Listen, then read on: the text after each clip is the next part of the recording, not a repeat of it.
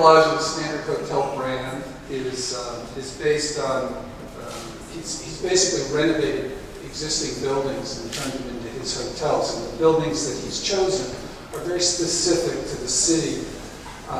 One thing that we did have the opportunity to capitalize on is the thinness of the hotel prototype. The interiors were done actually in combination with Chantel's. This is one of the southern-facing rooms.